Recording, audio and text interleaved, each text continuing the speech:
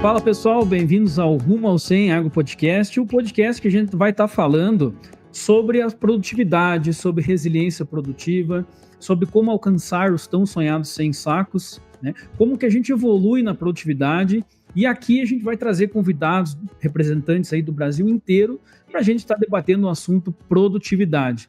É nele que a gente se baseia, é onde a gente tem que olhar como meta e para onde a gente tem que ter a certeza de que a gente precisa desenvolver as lavouras nesse sentido. E os 100 sacos, o rumo ao 100 é algo que a gente trabalha há longo tempo aqui dentro da nossa empresa, e nada mais justo do que essa meta, né? De a gente olhar para o rumo ao 100, ou seja, para onde a gente vai andar. E para isso, pessoal, hoje eu trouxe aqui um convidado de peso, né, Thiago? Alguém que representa realmente essa realidade de produtividade, alguém que dispensa apresentações aí, né?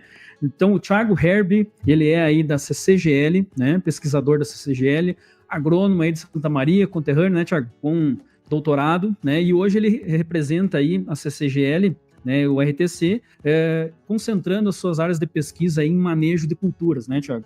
Então, é nesse sentido aí, pessoal, que a gente vai começar o nosso episódio número 1 do Rumo ao 100 Agro Podcast, trazendo um grande convidado para grande conhecimento aqui. Thiago, seja muito bem-vindo. É um prazer receber você aqui. Obrigado, Felipe. Uma satisfação. Obrigado pelo convite. Um olá a todos que estão ouvindo esse podcast. Excelente essa iniciativa que tu vem trabalhando. Como comentou, somos conterrâneos da mesma universidade, nos formamos lá na Universidade Federal de Santa Maria, semestres muito próximos, né? Então tivemos um bom convívio. É bacana estar vendo aí o teu trabalho que tu vem desenvolvendo, e uma satisfação de ter lembrado do nosso nome aí para estar conversando nessa temática, né? Que vamos conversar assim, né? Os 100 sacos, né? Antes que a gente vem de 5 anos bem desafiadores no Rio Grande do Sul, antes que para o pessoal aqui do Rio Grande do Sul, falando em 100 sacos depois de tantas estiagens, né? Mas o que a gente vai conversar assim é que nós precisamos de estabilidade, resiliência, e que quando a gente coloca a nossa meta, tudo que a gente vai conversar hoje aí nesse nosso bate-papo, ela caminha, a alta produtividade, ela caminha junto da estabilidade. Então, o produtor, a propriedade que ela constrói a alta produtividade, nos anos difíceis, ela tem mais resiliência e estabilidade produtiva. Principalmente os tópicos que a gente vai conversar aqui hoje, tá? São muitos tópicos, né? Mas esses tópicos nos levam tanto a essa alta produtividade quanto a essa estabilidade. E é nesse sentido, né, Thiago, que a gente olha assim, quantos produtores querem alcançar os famosos 100 sacos, né? Quantos produtores que têm esse objetivo, e mesmo num ano desafiador, que nem nós passamos, né, como tu comentou, realmente muito desafiador para o Rio Grande do Sul, mas mesmo ali a gente viu produtores que foram muito bem, que tiveram maior produtividade, e ao mesmo tempo uns que foram muito mal. Então é nesse sentido que a gente quer olhar um pouco para a gente debater os aspectos técnicos e como que a gente pode ajudar o produtor não só atingir os 100 sacos, né? Esse é para onde a gente tem que olhar, para onde a gente vai desenvolver a nossa agricultura. Mas também, né, Thiago, como que a gente pode alavancar a propriedade? Como que a gente pode dar um caminho, trilhar esse caminho rumo ao 100, e é nele que a gente vai conseguir desenvolver muitas coisas, né? E olhando um pouco para esse cenário, Thiago, é evidente, né, a gente puxa os últimos anos aqui no Rio Grande do Sul, que a gente teve desafios. Tivemos produtividades muito baixas, tivemos produtividades mais ou menos, e o que eu queria começar, assim, comentando contigo, talvez isso está sendo muito debatido, né, na área técnica, e eu particularmente tenho uma preocupação muito grande com isso, é como que a gente auxilia o produtor nesse momento mais desafiador. Ou seja, bom, nós temos uma estiagem, ela não vai ser a última, né, não é a primeira e não vai ser a última aqui no Rio Grande do Sul, nós vamos ter estiagem novamente, vamos ter seca novamente. Mas agora a pergunta é a seguinte, Thiago, como que a gente olha para esse produtor, né, e como que a gente auxilia ele nesse momento de, mesmo com alguns desafios, a gente conseguir buscar um pouco mais de produtividade, né, buscar um pouco mais de estabilidade, a tão famosa resiliência produtiva que a gente vem almejando e buscando aí, né? Não, perfeito, né, Felipe? O que eu posso iniciar que o conhecimento agronômico, ele é o pilar de tudo isso. Então, a gente vai conversar aqui vários pontos e a gente precisa trazer isso à tona, né? Então, eu vou trazer aqui só um número para ti, só para ilustrar o quanto isso é complexo, né? Quando a gente olha num assunto que é o que nos últimos 5 anos a gente vem estudando bastante aqui, que é posicionamento, escolha de cultivar, que a gente vai falar, né? Se eu pegar os resultados dos últimos 5 anos, eu tenho aqui em Cruz Alta, eu sei que tu faz experimentos também, né? Chego a fazer 10 épocas de semeadura com 15 a 20 cultivares. Então, eu só replico as épocas de semeadura a cada 10 dias, tá? Durante essas últimas 5 safras. Então, tu mesmo comentaste, né, e o produtor sabe como tem sido difícil os últimos 5 anos. Tivemos ali a safra 2021, que foi uma boa safra, mas as demais 21, 22, 22, 23, abaixo. A 23, 24 nós tivemos um El Niño, aonde o pessoal conseguiu colher, nós tivemos um clima mais favorável, e essa última safra horrível. Enfim, são 5 safras. Olha que interessante. Se nós pegássemos nos últimos 5 anos os piores resultados, o que é o pior resultado? Uma época de semeadura desfavorável e uma cultivar mal posicionada. Tá? Nós teríamos uma média de 5 anos, sempre repetindo a escolha errada, de 38 sacos. Mas que, independente do clima, se nesses últimos 5 anos nós tivéssemos uma bola de cristal e acertasse a cultivar e a época de semeadura em todos os anos, a nossa média nas 5 safras são incríveis 81 sacos. 81 sacos. Processo. É impressionante, né? Então a gente começa assim, veja... um ponto, né? Tu vai de 38, se tu sempre estiver errando, a 81. Então, assim, tem muita coisa. Só que não é tão simples. A gente vai depois conversar mais adiante sobre isso aí, né? Focado nessa parte de entender processos de época de semeadura, o que influencia, questão de escolha de cultivar, né? Bom, esse é um ponto. Aí um segundo ponto ali, né, Felipe, só para a gente introduzir, questão de qualidade do solo. Qualidade do solo. Nós temos já um trabalho antigo aqui, conduzido pelo colega, o Jacques Teorin, junto com o nosso gerente de pesquisa, o Gilmar Coraça, num trabalho na safra 2019, que foi a primeira estiagem que nós tivemos lá, safra 19, né? 19-20, né? Eles fizeram um brilhante trabalho, eles identificaram dentro do sistema cooperativo, em parceria com as cooperativas, no projeto nosso da rede técnica, né, talhões que tinham um sistema de produção adequado, com excelente sistema plantio direto, ou seja, qualidade do solo. O que é qualidade do solo? Sem limitação física, sem limitação química e sem limitação biológica. E aí um ambiente em que nós tínhamos fragilidade do sistema, em que o sistema ele tem compactação, limitação física, acidez, principalmente essa acidez é o alumínio na camada de diagnóstico de 10 a 20 centímetros ou de 20 a 40 centímetros, não olhando a camada de 0 a 10, né?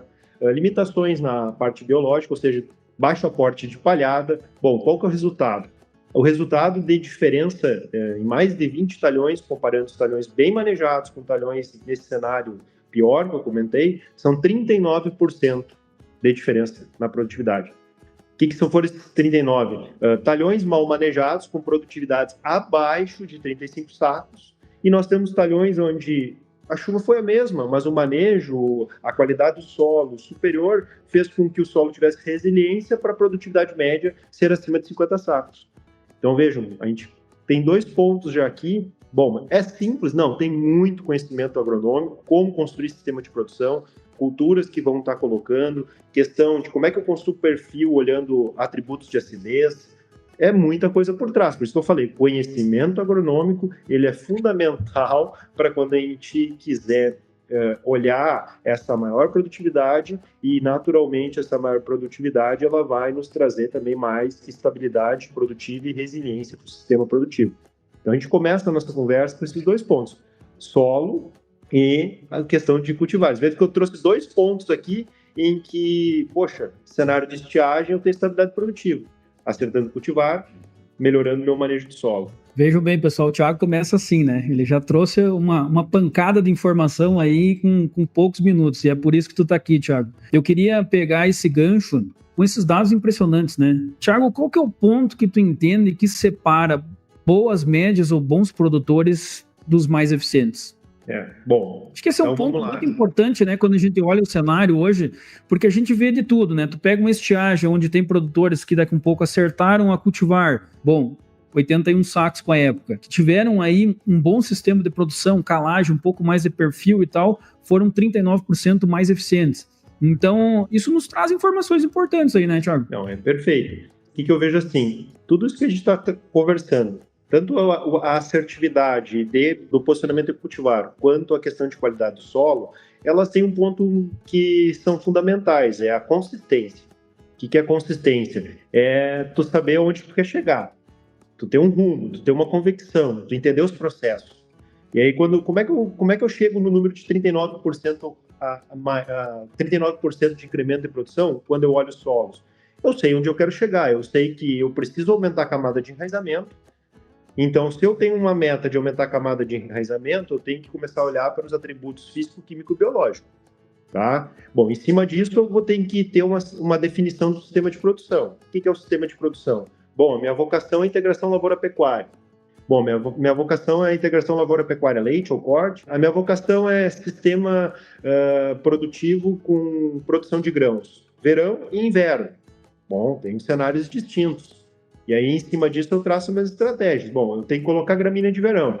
Se eu tenho grãos, eu posso trabalhar com milho. Se eu tenho pecuária, eu posso trabalhar tanto com milho, mas como também posso botar uma gramínea de verão na rotação. Só que essa entrada de gramínea de verão ela é fundamental. Não tem, vou dizer uma coisa bem forte, mas é uma verdade. Não tem como uma propriedade rural, como um talhão agrícola, ter alta produtividade, ter resiliência produtiva, produzir 39% mais, porque melhorou a qualidade do solo, sem entrar uma gramínea de verão no talhão. Não existe milagre. Então, essa gramínea de verão, vejam que, quando eu olho o solo, essa gramínea de verão, ela é fundamental. Então, ela tem que compor o plano de rotação de cultura. Bom, não vou plantar milho, meu amigo, acho uma alternativa. Tem que entrar o sudão, tem que entrar o milheto, tem que entrar uma braquiária na rotação. O fato é que ela precisa entrar. Segundo ponto, o solo ele tem que ficar permanentemente coberto 365 dias do ano. Então, como é que eu faço para isso? Aí eu tenho um outono, eu tenho uma oportunidade. Eu saio meu verão até a implantação das culturas de inverno. Se eu vou plantar um trigo, vou plantar uma cevada, vou plantar uma aveia branca, eu posso ocupar um período de 60 dias com uma planta de cobertura, que assim, o termo técnico, uma planta de serviço, que além de cobrir o solo, proteger da erosão, ela está fazendo uma ciclagem ou se entrar uma leguminosa. Hoje de manhã eu vi um vídeo fantástico lá, dos amigos lá das Sementes com Vigor, cara, de vacaria. O Pedro colocou lá uma imagem, eu vi de uma ervilha num pré-trigo. Coisa maravilhosa aquilo, fantástico. É isso aí, né? Então, essas questões. Então, é uma planta que está cobrindo o solo e fazendo um serviço de aportar nitrogênio para uma cultura econômica que vem na sequência, que é o trigo, que vai ser beneficiada desse nitrogênio. Então, vejam como o sistema de produção é fundamental. Eu sei qual que é e agora eu traço as estratégias para melhorar atributo físico, químico e biológico e aumentar a produtividade das culturas na sequência. E um ponto, além de aumentar a produtividade, ter sustentabilidade, rentabilidade. Por quê? Porque eu posso estar equalizando custos. Nós temos trabalhos aqui, por exemplo, com plantas de cobertura, em que, dependendo da planta de cobertura, o incremento comparado ao pousil no trigo chegou a 32% de incremento de produção, com uma possibilidade de diminuir dose de nitrogênio, mantendo a produtividade. Então, se eu estou com um cenário de, por exemplo, há 2 anos atrás, a ureia foi a R$5.000 a tonelada. Como é que eu faço para manter rentabilidade no inverno? Deixo aqui o pensamento para vocês. Nesse cenário, Thiago, esse ano também é uma boa oportunidade para a gente visualizar exatamente o que está acontecendo nesse ano, né? Como que a gente pode ser mais eficiente no trigo, como que a gente pode ter uma redução de custos, pensando num sistema que facilite isso, né? O nabo, como tu falou, uma excelente alternativa, vai trabalhar tanto N, vai ciclar potássio, né? Vai trabalhar essa cobertura no solo. A gente tem áreas aqui também, e aí eu queria pegar o gancho, porque a gente está vindo, né, de um encurtamento de ciclos de maneira geral, né, Thiago? Concorda? Tanto na soja quanto no trigo. E esse momento que a gente está vivendo de vazio outonal, ele está cada vez maior. Então vejam bem, a gente vai ter aí colheitas, que nem esse ano nós tivemos algumas áreas em praticamente final de fevereiro, início de março. E como que essa área vai ficar até, né, esperando um trigo, por exemplo? Né? Ou como é que tu vai plantar tão cedo uma cobertura que vai ter que dessecar mais cedo para o soja? Então, vejam bem, nós temos oportunidades incríveis daí de estar colocando essa gramínea, como tu comentou, nesses ciclos mais, né, uma semeadura mais mais cedo e um ciclo mais precoce, nós temos uma ótima oportunidade de estar colocando um milheto, um capim-sudão, fazendo esse sistema funcionar, além de estar evitando plantas daninhas de difícil controle, né? Que nesse período ela tem uma facilidade de controle maior, e um perfil de enraizamento e uma ciclagem de nutrientes grande, né? Então, esse momento do vazio outonal, eu tô vendo cada vez mais, né, Thiago, ele ser mais importante para o nosso produtor que pensa em desenvolver a produtividade. É uma cultura a mais que ele consegue colocar, melhora atributos físicos, químicos e biológicos, além de, até, eu não me lembro quem falou isso, se eu não me engano, foi o pessoal, o Rodrigo Rossato aí, que é uma safrinha de nutrientes, né? Que a gente está tendo aí nesse momento, com essa oportunidade de estar ciclando. E lembrando, né, pessoal, que o ano passado nós tivemos um volume absurdo de chuvas, e aonde dentro da nossa área nós tínhamos trigo mourisco, nós não tivemos nada de erosão, nós tivemos uma terra que foi preparada, né? E que passou por aquele momento mais desafiador. Agora, novamente, nós tivemos de novo, né? Tivemos um momento de chuva, né? De alta intensidade, onde as áreas estão cobertas com nabo, pré-trigo, está tendo uma condição muito boa. Então, vejo bem como o sistema, de forma geral, né, Thiago? A gente brinca aqui com um sistema de produção eficiente, né? Ou seja, pensado, como tu comentou, qual é o objetivo que eu tenho, o que eu vou colocar, mas isso demanda muito conhecimento agronômico e estratégia. Né? Daí assim, como tu falou, o que o produtor ele pensa, né? O produtor hoje que tem essa média boa e comparado ao ruim, ele tem o planejamento, ele já sabe o que vai fazer. Então assim, eu vejo esse ano, por exemplo, eu não vou plantar trigo, vou plantar, fica aquela questão. O produtor que ele é bom produtor, ele tem um planejamento, é trigo, ele planta trigo, ele pode diminuir um pouco a área, porque o plano de rotações dos talhões, tu saiu com um talhão de 50, foi para um 70. Tu não vai partir o talhão de 70 no meio. Então, tu aumenta a área de trigo naquele ano, né? Mas tu sabe que tu tem uma consistência. Tu sabe que tu vai ter 30% da tua área com uma planta de serviço no inverno, uma planta de cobertura. Então, tu vai fazendo aquele rodízio. Tu sabe que tu tem, 10, 15, 30% da área que entra milho. Então, todo ano aquilo ali só vai alterar de acordo com o talhão. Tu tem um planejamento. Então, o produtor, ele mais ou menos, ele tem um longo prazo. Ele já entendeu, por exemplo, a importância em soja, em época de semeadura, de ter escalonamento. Então, ele planta a lavoura dele em diferentes épocas. Ele começa o plantio em outubro, ele vai a final de novembro, ou às vezes início de dezembro. Então, aquilo ele já tem um ciclo que ele sabe que, historicamente, ele tem mais estabilidade para abertura, para o início para a janela preferencial, para explorar potencial. Além de explorar potencial com estabilidade, ele tem outro grupo. Para o fechamento de semeadura, ele tem outro ciclo. Mas o que faz ele ter média e estabilidade? Porque ele faz isso todos os anos. A mesma coisa no inverno. Ele tem um planejamento em que, esse ano tá bom, vou plantar um monte de trigo. Tem um cenário positivo e tal. E isso o cenário não acontece. Tu fez uma aposta. Aí, às vezes, o ano é muito bom e tu não fez aquela aposta. Mas o cara que todo ano ele tem consistência, ele faz o quê? Como é que eu faço para ganhar dinheiro com trigo, né? Bom, questão, eu tenho que cuidar da doença. Trigo sobre trigo é sim um problema? Tem ferramentas, existem ferramentas para mitigar, mas vejo que eu estou aumentando o custo, estou aumentando o risco. Então eu vou tentar fazer um plano de rotação para evitar não plantar trigo sobre trigo. Eu vou ter, é importante uma planta de cobertura, uma planta de serviço no pré-trigo? Bom, então essa planta de vazio outonal eu vou deixar para fazer onde eu tenho trigo, porque onde eu vou fazer palha para soja, seja com uma consorciação ou uma gramínea isolada, eu venho colhendo a cultura, venho colhendo a safra de verão e eu já estou preparando a do verão seguinte, com uma planta de cobertura no sistema colhe e planta. Tenho que fazer uma dessecação para manejar a planta daninha, desseco, espero, planto a planta de cobertura. Nisso, o nabo já está lá na outra área para tu fazer o trigo, então tu tem toda essa composição. Então, tu planeja, né? Então, é isso aí que a gente tem que olhar, esse planejamento. Então, tu tem na tua cabeça já o planejamento para 3, 4 anos. Eventualmente pode mudar, pode alterar. Sim, tu pode inserir novas culturas, aprender com novas culturas e ir modificando. Mas tu tem um objetivo específico. Bom, nós nem falamos, né, ainda. Tu tem um planejamento, uma consistência. Como é que fica a calagem nesse processo? Eu vou pegar aqui a questão de correção.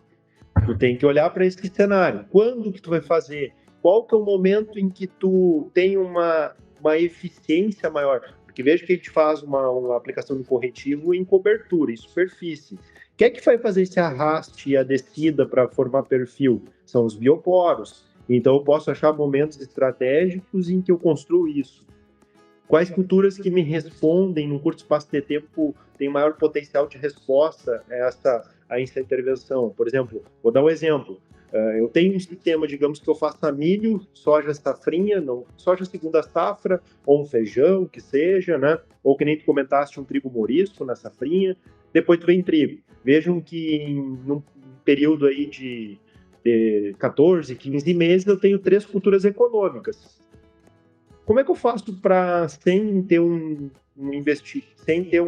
tirar um recurso de financiamento que eu tenho que diluir em 3 anos para pagar, eu vou diluir em 3 anos para pagar um corretivo, seja calcário, óxido, hidróxido, qualquer fonte, né?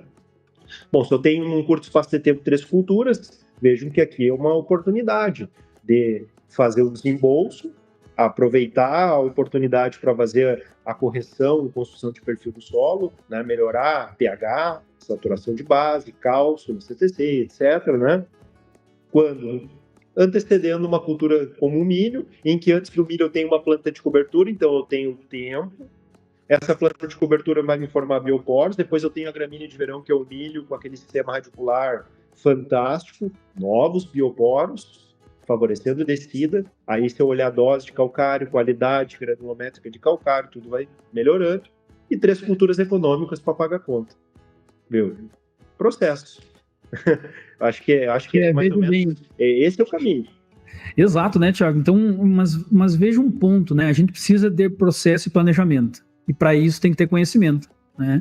E como é importante isso, Thiago, e a gente deixar e trazer isso para o público, como tu falou, o pessoal às vezes não sabe se vai plantar trigo, não sei se vou fazer uma cobertura.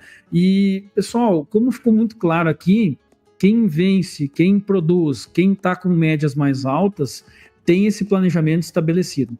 E a gente vê isso na prática, né, Thiago? Como a gente tem áreas muito bem feitas agora nesse período, que estão com nabo pré-trigo, que teve toda a chuva que aconteceu, a área se mantém em boa estabilidade, né, que vai ter esse aporte de nitrogênio, né, ou que tenha trigo mourisco diversificando o sistema, novas raízes, novos exudatos, novo perfil de enraizamento. Então, esse é um momento muito importante de construção de produtividade. Mas eu queria pegar o gancho aí, Thiago, na linha do sistema de produção, porque eu vejo que aí está uma base bem importante, né? Como tu falou já, a gente falando em calcário, que já estamos em déficit, né? Dos sistemas de forma geral. E quando a gente junta a planta de serviço à planta de cobertura, nós temos bons ganhos, né? A gente juntou, na base de ensaios que a gente fez, a gente chegou aí numa média entre vários anos, mais ou menos 4 sacos de incremento, pensando como que eu preparo esse ambiente no inverno e o que ele me entrega na soja no verão. Então, 4 sacos aí de média, alguma coisa nessa linha. Então, veja bem, acho que a gente tem, quando bem planejado, uma boa possibilidade de incremento de produtividade, né? Ou seja, a gente preparar esse ambiente produtivo no inverno. Então, como que tu tem visto isso, Thiago, assim, nessa linha? Bom, eu quero atingir altos patamares de produtividade, e aqui eu quero fazer um link também, não só no 100, mas como que esse produtor que está hoje pensando que ele precisa produzir mais e a produtividade é o único caminho, né? Nós não temos outro caminho para fazer, né? Então, como que ele pode, num momento desafiador que nem esse, planta de cobertura e o sistema produtivo eficiente não é uma boa alternativa para ele começar a alavancar de novo os patamares produtivos? Excelente pergunta aí, né? Excelente tópico para a gente estar discutindo. Falaste muito do sistema de produção, né? Eu considero o sistema de produção o número 1 das estratégias, né? Então, para tu dar o pontapé inicial, é que nem eu comentei lá atrás, né? Tu tem que conhecer qual é o sistema de produção. E até entender se tu está realmente com um sistema de produção que é adequado para potencial produtivo do ambiente que tu está. Né? De repente, tu pode estar fazendo algumas modificações. Tu está achando que tu está num sistema de produção que tu definiu que está adequado e tu poderia estar dando um passo para trás e indo para outros. Ou vice-versa, né? Tudo depende do potencial. A questão de plantas de cobertura, de plantas de serviços, é sim a forma mais prática de você iniciar e construir quando tu está começando do zero. Por quê? Porque normalmente tu tem problemas, áreas que estão começando, elas têm um problema de qualidade física, química e biológica. Então tu tem que restartar o processo. Então, tu vai ter que fazer lá correções, tu vai ter que ter tempo. São áreas que provavelmente devem ter problemas com plantas daninhas.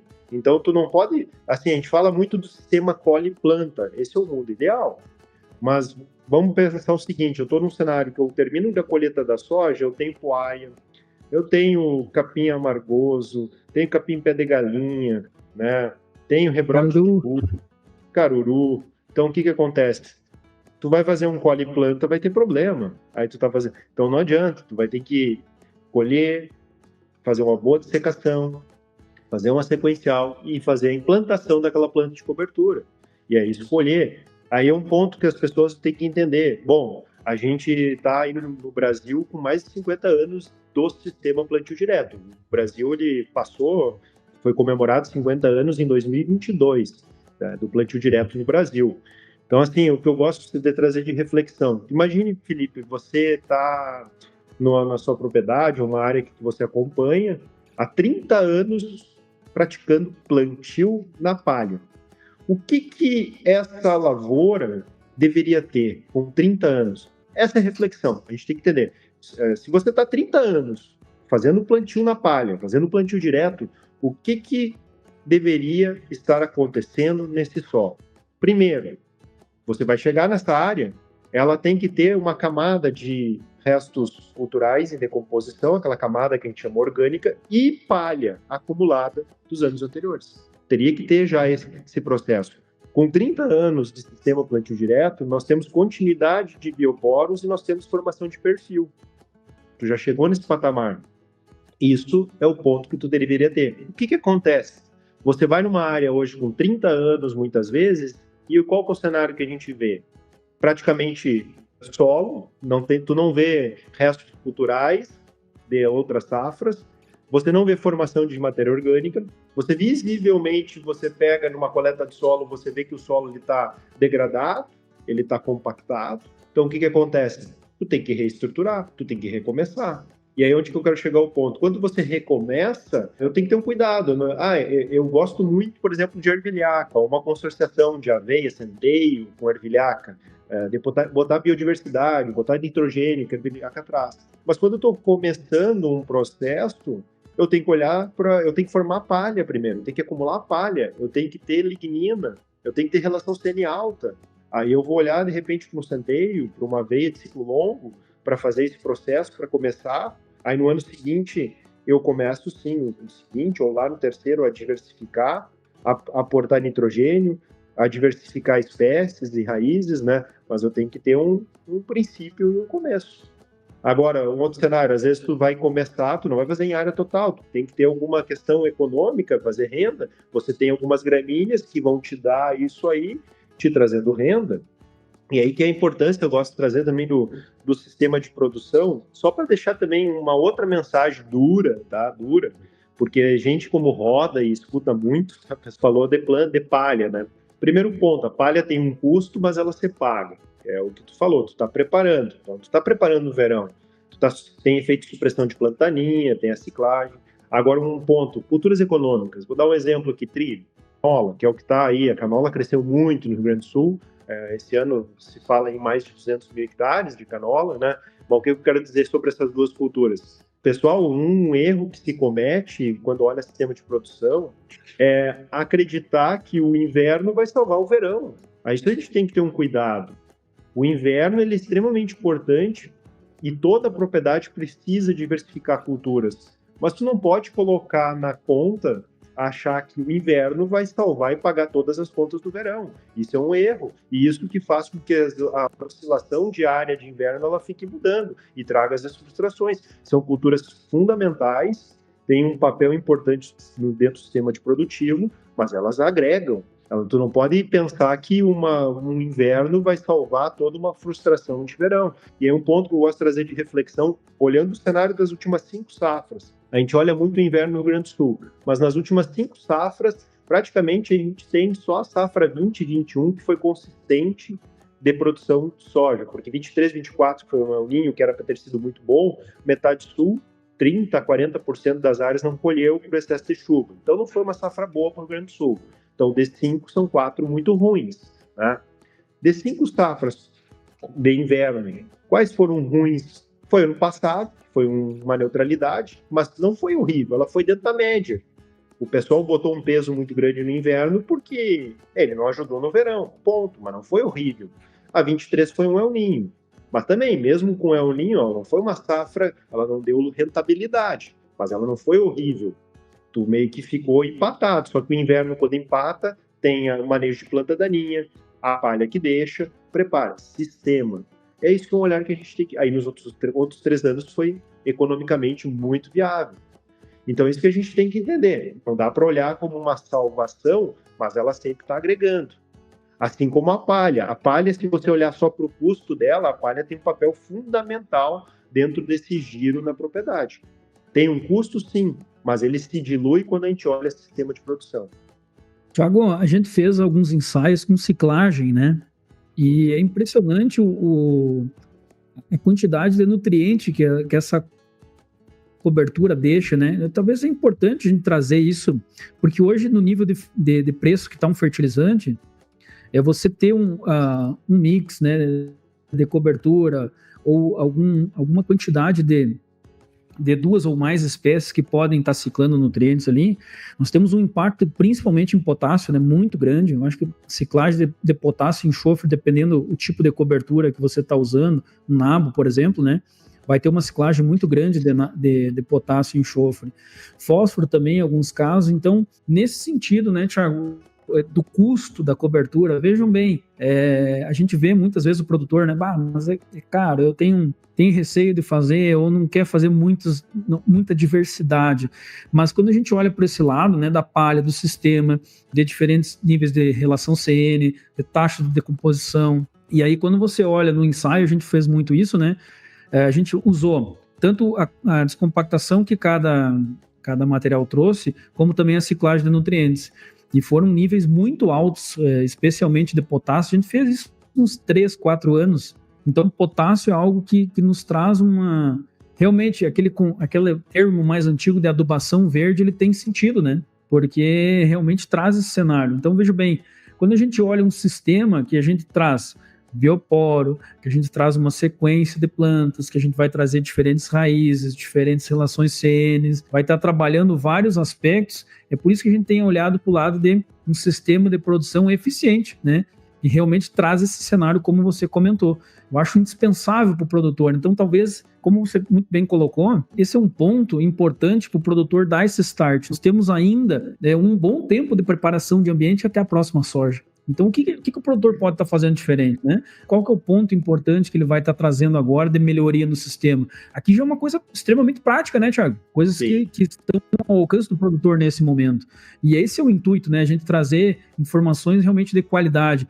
Tanto nós, especialmente vocês, como CCGL, fazendo um trabalho fantástico, né, de recomendação para o produtor. A gente vê que esse é um ponto importante, né, Thiago? Muito importante aí para o produtor dar esse start e começar a alavancar um pouco a sua produtividade e talvez ter um pouco mais de estabilidade. Perfeito. Nós estamos indo rumo ao 100, né? Então, esquece que, teoricamente, a gente já venceu as barreiras. Os 30 anos de plantio direto, você chega lá e você tem acúmulo de palhada. E aí, assim, áreas de alto potencial produtivo, a diversificação de espécies, ela é fundamental. As plantas de serviços, a ciclagem, essa continuidade de ciclagem, ela tem um papel fundamental. E um ponto ali, eu falei muito lá atrás da questão da gramínea de verão, tá? Os trabalhos mais recentes, por exemplo, mostram quando a gente olha como é que eu faço para ter um aumento de matéria orgânica ao longo do tempo. Esse balanço de aporte de espécies e de palhada, ele precisa ser enriquecido. Ele precisa ter diversidade de espécies e ele tem que ter nitrogênio no sistema. Esse nitrogênio, eu não estou dizendo aportar nitrogênio em fertilizante mineral, sim nitrogênio via ciclagem de plantas ou plantas com a capacidade de fixar nitrogênio do ar, como leguminosas. Então, isso tem que compor. O que acontece? Naquele balanço, quando o micro-organismo está fazendo a degradação da palhada, ele pode estar utilizando nitrogênio na matéria orgânica, e aí você fica estagnizado, com um certo ponto estático, parado. Então, essa diversificação ela tem um papel fundamental, né? Quando a gente olha para altas produtividades. Eu não vejo um talhão, quando chega num nível como esse que a gente está buscando, de não entrar leguminosas dentro das plantas de cobertura. Ou você passar a diversificar 3, 4, 5 espécies para trazer mais biologia, que daí o que a gente... Quando a gente olha para esse patamar, eu estou olhando já ajuste biológico também. Então eu estou trazendo esse ajuste biológico, tu enriquece com diversidade de espécies. E óbvio, com estratégias daí também de inserção. Hoje tem ferramentas biológicas que nos ajudam também, né? Mas vamos lá, a gente falou lá atrás de calcário, calagem e tudo mais, estratégias em cima disso. Quando eu olho o mundo dos biológicos, você também tem que ter um ambiente para eles. E aí você entender o momento adequado de utilizar essas ferramentas de biológico dentro do sistema de produção. Mas a ciclagem de potássio, sim, ela é a campeã em praticamente todas as culturas, né? Então essa dinâmica do potássio ela é muito alta. O nitrogênio ele tem um papel também muito, muito forte. O enxofre ele começa a ter, né, um elemento aí que ajuda muito. Então, quando a gente coloca, por exemplo, o nabo forrageiro, ele é muito didático, né? Que a gente passa pela estrada ou vai na lavoura, dependendo do momento, sente aquele cheiro, né? Aquele cheiro lá é enxofre. E a gente tem essa necessidade hoje, pensando em altos patamares produtivos, enxofre é um elemento que, principalmente quando a gente olha adubações de nitrogenato no inverno, esse elemento ele é estratégico. A gente tem que estar olhando para isso. As plantas de cobertura, vamos pegar enxofre, você tem inistigação. Questão de boro. Boro é um micronutriente fundamental no sistema de produção. Só que o que é um detalhe? O boro você tem descida também, no perfil.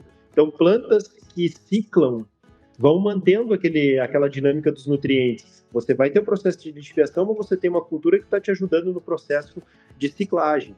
Isso é importante. Da mesma forma, por exemplo, vamos pensar em alto teto produtivo, nitrogênio em soja, a gente tem que estar olhando.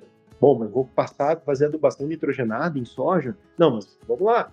Quem tem um perfil, quem cicla, você está aumentando matéria orgânica, você está aumentando ciclagem, você tem nitrogênio no sistema.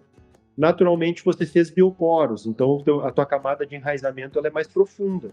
Então, aquele nitrato que está no perfil lixiviado, quando você tem camada de enraizamento, você tem uma nutrição melhor, porque a planta está acessando aquele nitrato lá embaixo.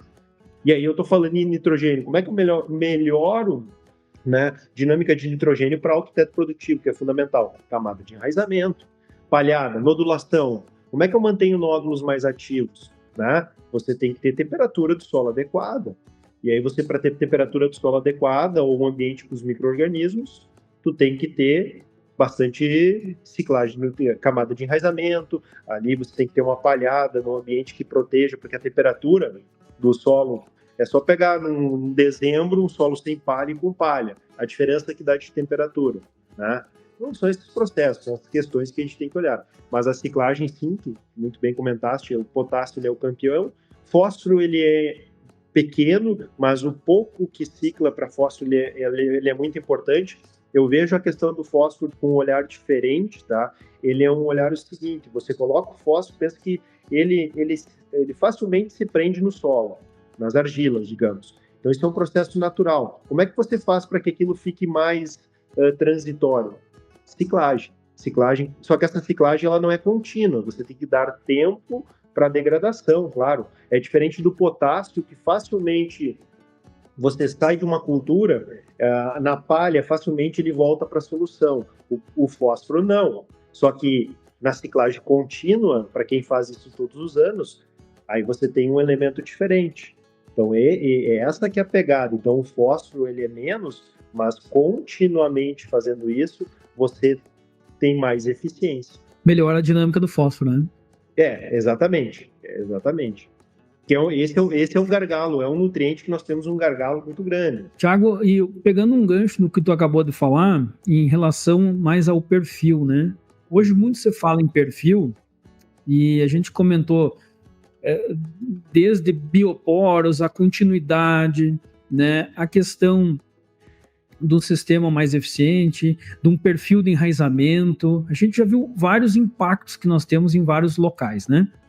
Agora, me parece, e acredito que você concorde, que a gente buscar 100 sacos hoje, e até mesmo a estabilidade produtiva, tetos melhores, mesmo em anos desafiadores, vai passar por um perfil de solo, né?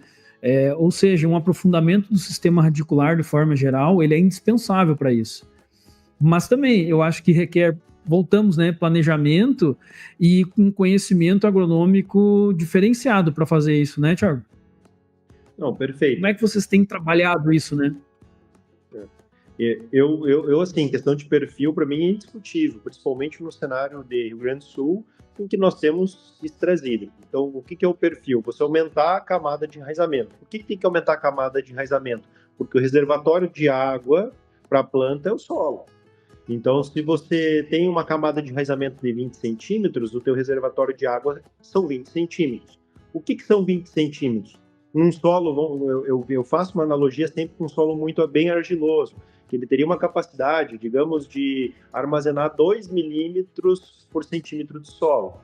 Então, se tu tem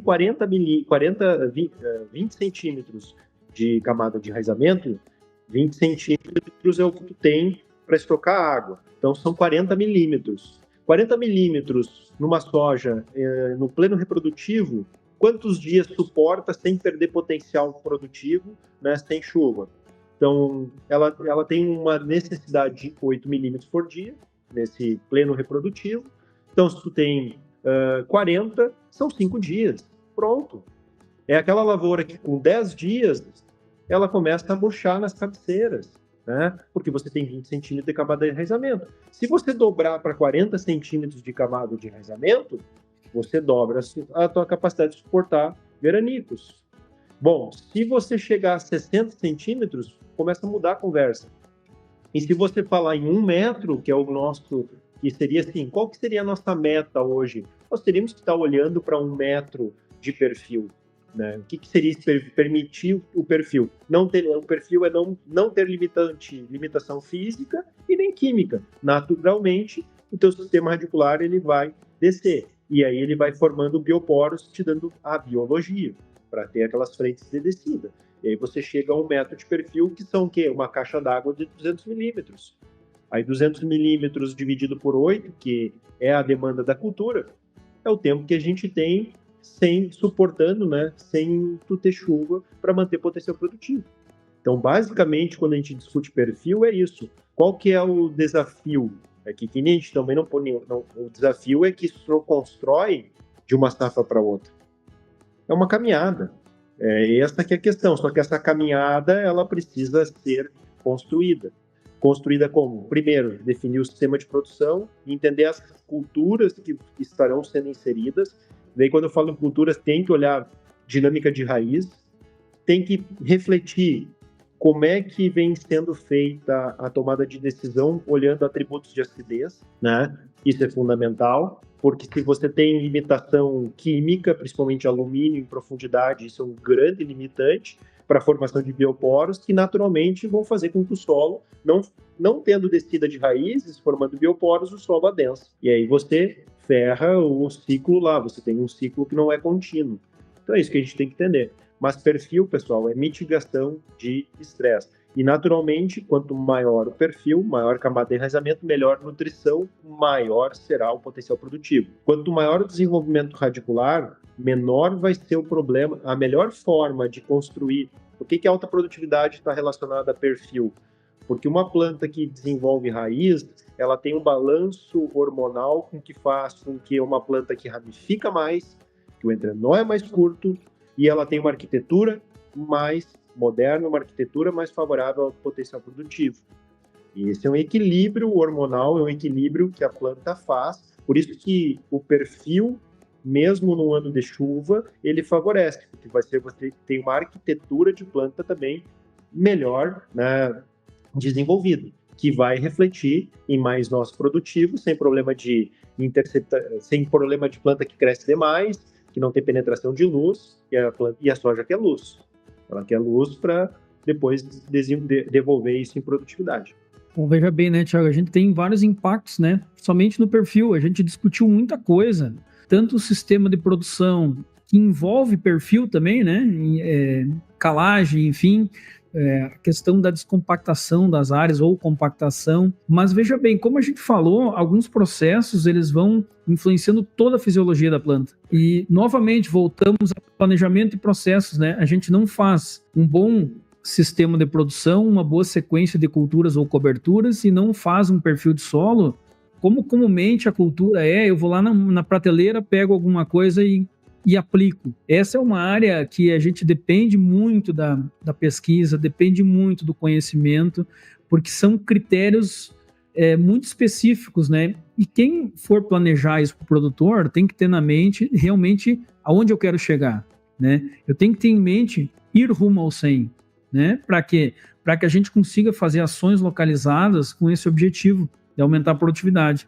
E nesse sentido, né, Thiago, a gente vê que talvez o tradicional, a gente vai ter que evoluir sobre alguns aspectos, tanto sobre o ponto de vista de dose, quanto do ponto de vista do conhecimento aplicado por hectare, como dizia o nosso saudoso Dirceu Gassi, né?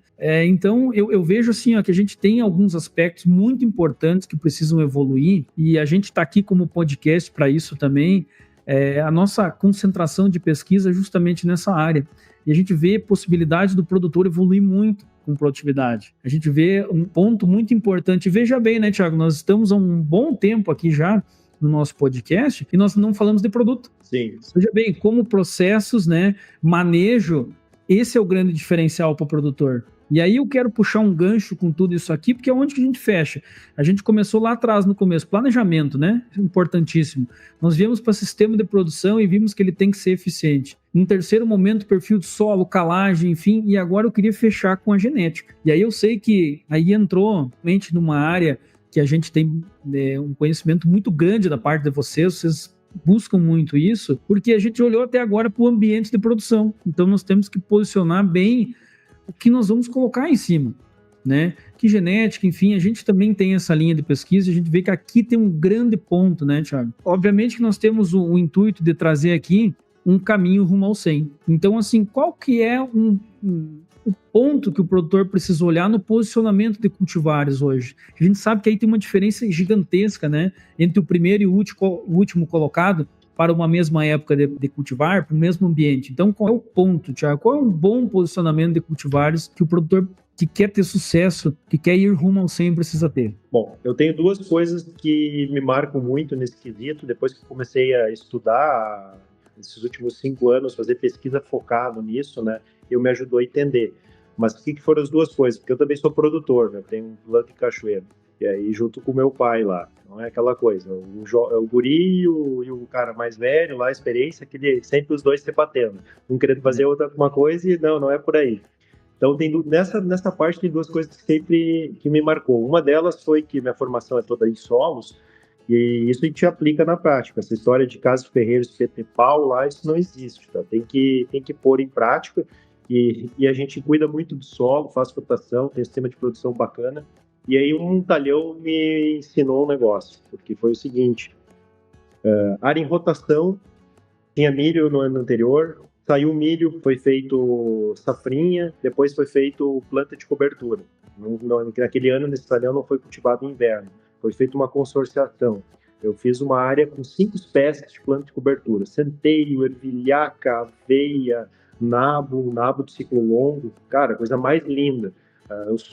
Passava, sumia, dessecado aquilo com antecedência, manejado uma palhada, solo de rotação, e aí foi plantado, nós plantamos dia 18 de outubro aquela área, 12 hectares eu queria fazer um desafio naquilo, de tirar ainda no cedo e fazer uma gramínea de verão, então eu decidi plantar um material hiper precoce, um grupo de maturação 4.9 em 12 hectares, e nos outros 18 hectares eu plantei um grupo de maturação 5.7, outra cultivar. Mas na época, para mim, tá, solo manejado, qualidade do solo, legal. Cara, 35 sacos numa genética, 50, foi um ano que deu uma estiagem, 35 sacos no solo com perfil, com manejo construído, tudo, solo bem manejado. Mas eu errei o posicionamento de cultivar, 35. A outra cultivar deu 52. Então, assim, ali eu aprendi, cara, tu não pode, nós temos muitas coisas, a gente tem que realmente, tu tá falando, conhecimento, processos, né, planejamento, tu pode estar construindo um solo, fazendo um bom manejo, se tu errar no posicionamento do cultivar, tu tá lascado também. Então, tu não pode errar em nada, ou tentar errar o mínimo possível. No caso, esses 35 para o 52 foi um erro grotesco. Uma coisa é 45, 52, mas 35 é um erro muito grande. Não pode acontecer. Então, cultivar, ainda mais quando assim, vejo que construir perfil de solo é um processo de longo prazo. Ao longo desse prazo, hoje a genética ela evoluiu muito. O salto produtivo da genética ele é indiscutível. Então, se nós olhar hoje a genética, ela caminha para alta produção. No momento que ela caminha para alta produção, ela tem muito mais, ela deixa muito mais a desejar em outros aspectos de rusticidade, de sistema radicular. Então, vai exigir muito mais assertividade de posicionamento e do manejo de solo. Então, e das épocas de semeadura. Então, nesse quesito, né, nós temos que ser bem assertivo, que nesse meio tempo, tu pode errar e botar uma genética que é altamente produtiva, buscando aquele patamar no local que não é adequado. E aí ela vai sentir esse baque. Então, esse é um ponto. Outra questão que sempre, de uma época de semeadura de um material. Eu sempre quis plantar um material numa época de semeadura de outubro, e o meu pai sempre queria plantar no início de novembro. E aí eu ficava insistindo. Em resumo, ele estava certo, né? Porque ele já tinha banco de dados na cabeça dele de vários anos, que aquela genética mais precoce para nossa localidade, plantar de novembro era melhor. E eu querendo insistir no outubro. Depois eu fui entender, vendo na pesquisa, que de fato, grupo de maturações mais baixo, que eu falo de 5,5 dos EUs para baixo, num plantio de outubro, se chover bem, você explora potencial. Mas aonde você tem um clima desfavorável, que o nosso clima, principalmente o dezembro, pelo menos para a nossa região é um pouquinho pior, se você adequar aquilo para novembro, você escapa do período de veranico e tu tem um outro resultado. E assim é para praticamente todos os materiais e grupos de maturação. Então a gente tem que sim evoluir nessa questão. A época de semeadura para Rio Grande do Sul, a gente pode pegar ela de outubro até dezembro. Então, tu tem uma janela muito grande. Mas quando tu trabalha a janela de outubro e dezembro, ela é mais desafiadora.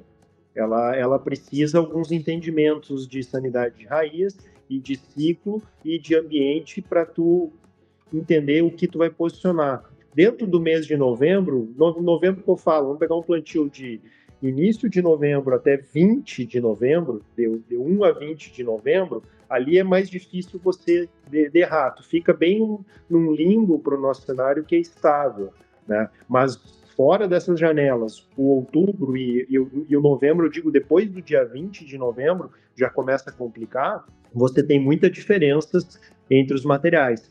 E aí é entender ciclo e característica do material. Doenças radiculares, macrofomina, fitóftora, questão de morfológica de peso de semente. Daí é um universo depois que a gente pode ficar aqui conversando, né, só sobre isso aí.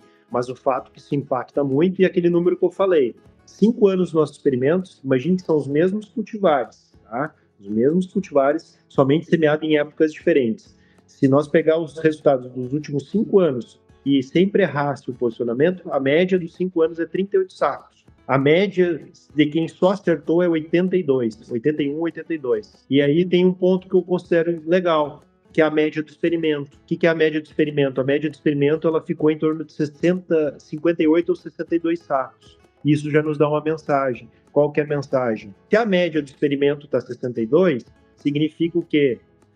Aquele produtor que eu já falei lá, que ele planta todos os anos, ele tem um padrão, ele planta de outubro até final de novembro, ele escalona, ele diversifica, e ele tem algum escalonamento de ciclos dentro dessa janela de plantio. Naturalmente, tem anos que ele vai começar colhendo 60 e terminar colhendo 40. Tem anos que ele vai começar colhendo 35 e terminar um talhão colhendo 50. Ele vai achar o 35 ruim e o 50 bom. Vice-versa dos 80, dos 60, 40. Mesma coisa. Só que quando tu faz isso todos os anos, a média de 5 ou de 10 anos é boa. Então é isso aí. Por isso que eu tenho que ter alguns padrões. Se eu quero estabilidade, vejam que esses 5 anos já me ensinou isso. Nos ensina isso. Que se você pegar na média dos resultados, tem um monte de cultivares, a média deles em diferentes épocas não é ruim, significa que eu tenho média. Isso vale para o trigo. O pessoal tem ano que o trigo do cedo dá muito bom porque não deu geada. O caminho, a saída do trigo é plantar cedo, porque escapa da chuva. Aí tem um ano que dá geada, tu não colhe nada. E aí tu fica naquela. Agora, o cara que faz todo ano com consistência, tem anos que ele começa bem, termina mal, mas ele faz média. Então, assim, se a gente pudesse resumir para não errar, é o escalonamento. Você faz. E claro que dentro do escalonamento tem percepções claras. Abertura. O que mantém potencial de estabilidade? Cuidar materiais de ciclo mais precoce. Fechamento de semeadura. De 20 de novembro até início de dezembro. E assim, vou plantar 5 de dezembro, 10 de dezembro. É a mesma coisa que plantar final de novembro. A conversa começa a mudar nos padrões depois do dia 20 de dezembro. Até 15, 20 de dezembro. Até ali é muito parecido com o final de novembro. E aí a gente tem que ter um cuidado com o mês de março, que foi o que aconteceu esse ano, março muito seco. Então, essa semeadura de final de novembro e início de dezembro pega um março seco, dependendo do material, pega o enchimento de grão. Se tem problema de raiz, macrofomina, vai ter problema. Se está com enchimento de grão todo ele ali, vai perder produção. Então, você tem alguns padrões ali desse fechamento em que encaixa grupos de maturações mais baixos no fechamento. E esses grupos de maturação mais baixos, normalmente eles estão numa abertura. Então, ele tem mais espaço para realocação dentro do mês de novembro e até no fechamento, ajudando nesse processo. E assim como materiais que são mais robustos em macrofomina, no fechamento, eles sempre têm uma performance melhor. São detalhes, tá? Mas é muita coisa, muito processo de entendimento por trás, mas sim, não pode descuidar. Não pode descuidar. E tu foi assertivo. Eu vou deixar para depois para a mensagem final, né? Que é o conhecimento aqui que tu falou. A gente não está falando em nada de produto até então. Aqui nós estamos só construindo produção. E é isso que interessa. Produto mantém produtividade. Produto é importante, sim, mas eles vão manter produção. E aí o conhecimento constrói. E o conhecimento não está em prateleira, né, Felipe? Não está lá na prateleira, não adianta. Tiagão, pra gente ir para os nossos finalmente aí, já produziu 100 sacos, cara? Já que tu contou para nós que tu é produtor aí, como é que tá? Conta um pouco para nós aí dos 100 sacos. Vamos lá. Só em parcela, né? Ou áreas menores. 100 sacos de média, nível de talhão, realmente é um desafio, né? Mas o que acontece? Você tem que entender. Por exemplo, se eu pegar dentro de um talhão hoje de 50 hectares, que tem uma variabilidade espacial muito grande, eu consigo, e assim, toda a propriedade tu tem que olhar. Dentro daqueles 50 hectares, hoje, se tu fechar 80 de média, que é bem atingível, hoje escolher uma média de sequeiro de 80 sacos, no ano de condição bom, você chega lá, tá? E aí dentro, para tu colher num talhão grande 80 sacos de média, 84, 86, certamente tu vai ter lá 5, 6 hectares mais produtivos que passam dos 6 sacos. E passam. É bacana quando tu acompanha áreas que tem mapa de colheita, em que tu vai na colheitadeira e vai acompanhando. E aí, naturalmente, quando você tem um talhão que tu fecha 85 de média, tu vai vendo lá com consistência, não é aquele picozinho, 7.200, 7.300, não é nem 6.000 quilos. Tu passa 7.000 quilos, que é o que os campeões de SESB chegam lá, né? Mas, claro, daí restrito em alguns pontos. Mas é um sinal que você está no caminho. E aí, quando você cai num ambiente pior, ele não está baixando dos 4.200, dos 70 sacos. Isso é um sinal que você também está no caminho. Então, é basicamente isso. Mas é impressionante hoje, realmente, o potencial produtivo que tem uma lavoura de soja, mas um caminho que não é utópico, mas para tu romper os 85, 90, chegar no 100, tudo que a gente falou é importante, mas aí tu vai ter que ter ainda plantabilidade. A lavoura, ela tem que ter, praticamente, você tem que imaginar uma planta perfeita e ela tá ali realocada, consistente em todo o talhão. E aí a gente vê que, assim, poxa, a soja, a gente tem um potencial gigante, a gente tem muito ainda para trabalhar, porque dá para chegar, dá para ir nisso aí. Porque tu fica, poxa, mas isso aqui, tu olha onde está nos picos de 7.200, puxa, isso aqui é uma soja de 7.200 quilos, olha aqui, dá. Olha, não é... É possível, né? É. Tu fica olhando aquilo ali, isso aqui tá dando 7.000 quilos, puxa vida. Tiago, para nós encerrar, eu queria que tu deixasse assim para os produtores que estão nos ouvindo, ou para os nossos colegas agrônomos, enfim, quem está aí auxiliando o produtor no dia a dia, se tu pudesse dar uma dica para a gente ir rumo ao 100, né? Seria um ponto específico que você diria. Qual seria para o produtor ir atrás disso, né? Qual que é o ponto? A gente viu vários aqui, né? Acho que esse podcast ficou muito bom, realmente trouxe muito conhecimento e muitos caminhos para o produtor ir rumo ao 100. Agora, qual seria o ponto que você destacaria aí? Agora tu vai ter um compromisso, viu? Ficou várias. Aqui tu pode fazer agora, a partir desse aqui, uns 10 podcasts, convidando diferentes colegas específicos, especialistas de cada área. E tem uns quantos. Nós tivemos aí a oportunidade, como a gente é da UFSM, que bênção que é essa universidade, quantas pessoas a gente convive aí que trilharam o caminho especializando nesses tópicos específicos. Alguns são professores até hoje, estão lá como professores hoje, né, que foram nossos ex-colegas, né?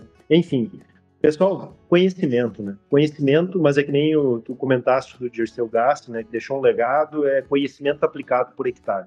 Conhecimento aplicado por hectare é o que ele falava, né? E esse é o caminho. E dentro desse conhecimento, a humildade.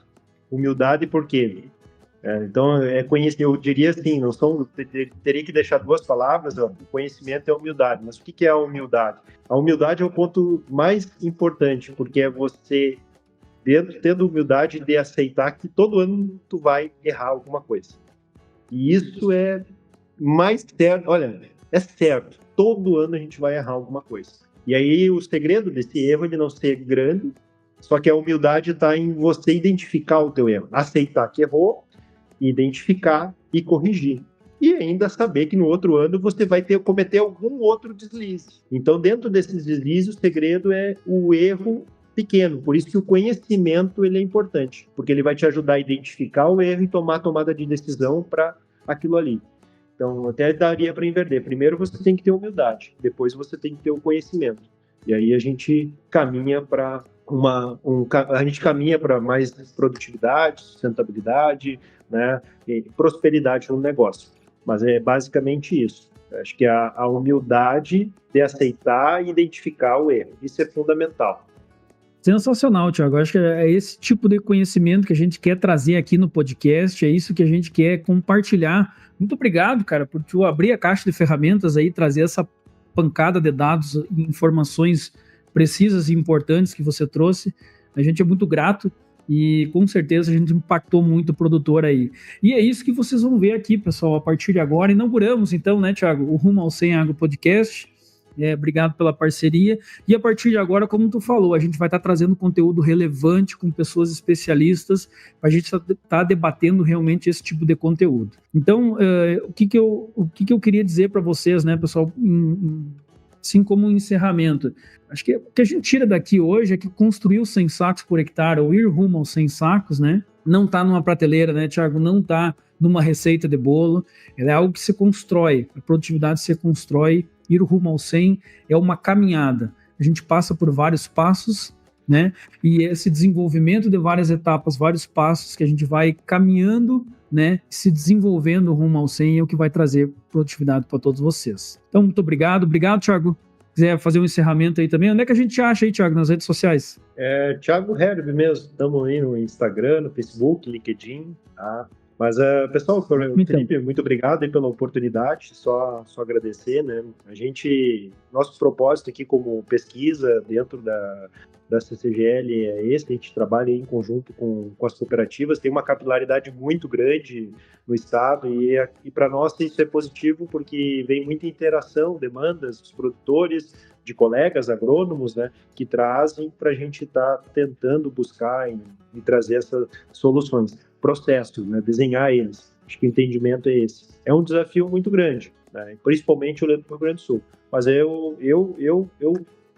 eu particularmente gosto muito do nosso estado, acredito muito na força que tem o nosso solo, né?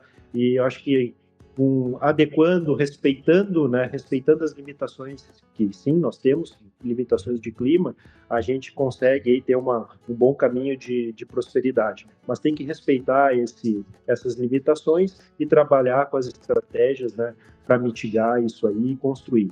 Mas a gente acho que tem um caminho ainda importante. Crises, momentos difíceis, eles sempre vão acontecer, mas a gente tem que tirar as lições deles para dar o próximo passo, para dar a próxima etapa e ter mais resiliência na próxima crise que vai acontecer.